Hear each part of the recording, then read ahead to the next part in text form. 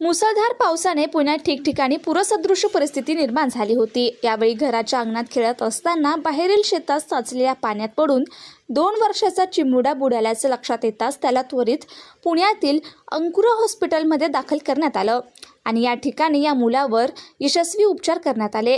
Golden आवरमध्ये CPR मिळाल्याने या बाळाचा जीव वाचवता आला।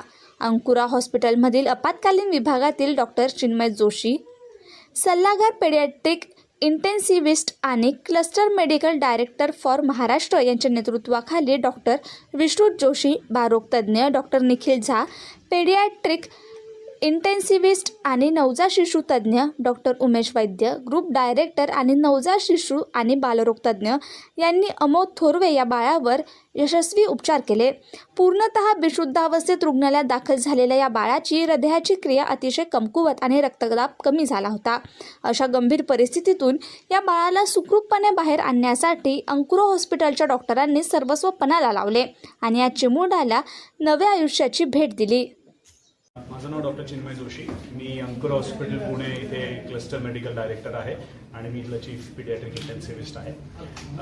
आजची ही केस अमोद थोरात या पेशंटला आपल्याकडे गुरुवारी आणण्यात आलं। गुरुवारी आपल्याला माहितीच आहे पुण्यात जी पूरस्थिती तयार झालेली त्याच्यात अमोद दुर्दैवाने घराशेजारच्याच एका पाण्याच्या साठ्यामध्ये बुडालेल्या अवस्थेत आढळला।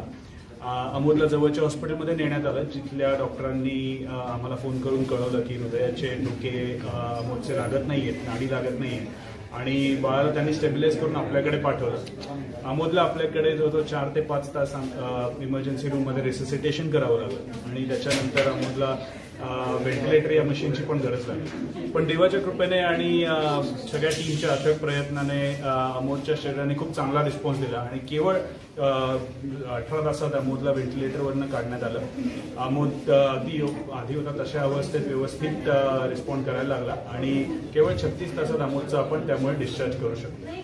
ही आपल्या टीमच्या एफर्टमुळे आणि ज्या डॉक्टरांनी पाठवलं त्यांनी अगदी योग्य वेळेत रेफर केल्यामुळे आज आपल्याला आणि देवाच्या कृपेमुळे आपल्याला आज हे चांगलं आउटकम दिसतं।